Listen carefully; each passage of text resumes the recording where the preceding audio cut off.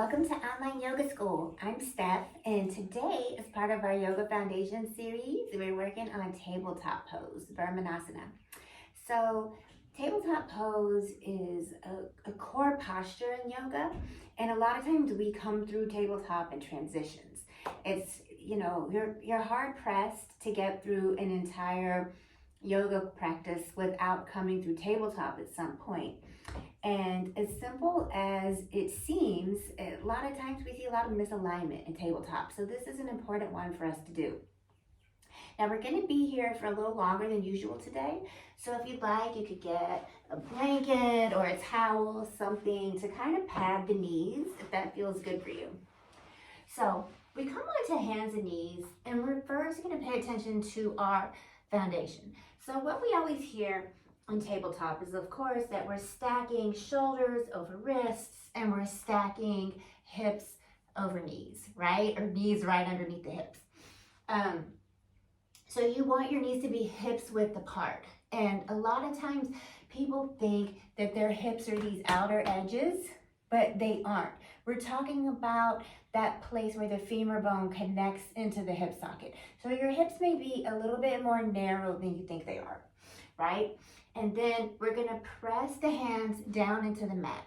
So that's known as Hasta Bandha in yoga. And spread the fingertips, the fingers wide, okay? So you wanna press into all 10 knuckles, press into all 10 fingers here. And I think the tendency is that either the fingers are just kind of weak with no energy and they're close together, and then we roll into the outer edge of the palm and kind of press here into the outer edge of the palm and straighten the arm. But what we want to do today, fingers spread really wide, okay? And think about rooting down through the fingertips. Like press the fingertips into the mat for a minute to take a little stress off of the wrists and see what that feels like. And then see if you can find that fleshy part between the thumb and the index finger and really press right there. And then let the elbows be soft. So we have this active engagement, right, through the arms and through the upper body. And by pressing right there into that space between the index finger and the thumb, we really engage through the inline of the arm, all the way up through the chest. Elbows stay a little soft. And notice if the shoulders are stacking over the wrists. If you have to walk the hands out a little, bring them in a little, do whatever you need to do here and keep that Hasta Bandha throughout. Then bring your attention and your awareness back to the knees. Think about right under the hips and notice what's happening with the feet. So a lot of times what happens here is our feet kind of roll out to the side or they come in together. There's just not really a lot of awareness. So kind of look back at your feet and notice that they're in line with the knees. And now we have the foundation built. And in our yoga poses, that's what we do, is we build the pose from the foundation up, from the ground up. So from here, kind of start to shift back and forth a little bit. Shift your weight from front to back and from side to side. And just notice when you find like that neutral space. And that's where we want to be. Do you need to bring the knees back a little bit or the palms forward? Notice where you are. And then think about cat-cow, right? Think about how when we're practicing cat-cow, we drop the belly, release everything in the chest, and turn the gaze up. And then we press the floor away and we round. And sometimes in tabletop, people tend to be either dropping the belly and kind of really relax through the shoulders, kind of sinking into the shoulders, or they might be a little bit tight through the low back, so they may be rounding here. And what we want to do is find a neutral place.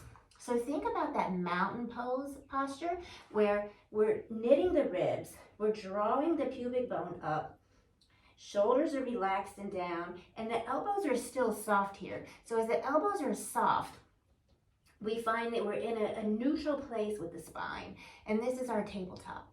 And then bring your attention right to the neck. So a lot of times the neck kind of falls forward here, and I'm exaggerating, but it does happen. So tuck the chin a little bit and know that the neck is part of the spine, and we want to keep the neck in line with the spine, okay? And if you're not sure if you're in good tabletop alignment, you can lift the knees, right? And if you're able to lift the knees without losing anything, then you're in your strongest version of tabletop, which is where you want to be. So let's come back for a moment, kind of roll the wrists out, and then we'll talk about some modifications. So the most common thing that we see in tabletop is this, that we need to pad the knees just to keep them a little bit more comfortable. And sometimes if people have a lot of sensitivity in the wrist, they can come into fists in tabletop instead. So these are the most common modifications. Occasionally someone may need to bring blocks underneath the hands in tabletop, just depending on their body, or if there's a big stack of blankets underneath the knees, you may have to bring some blankets under the hands just to kind of even things out a little bit. So this is your tabletop. If you like these tips and you enjoyed working through tabletop pose with me, please subscribe, comment, let me know. Let's start a talk about tabletop pose. I'd love to know what your experience was as you practiced the pose with me today.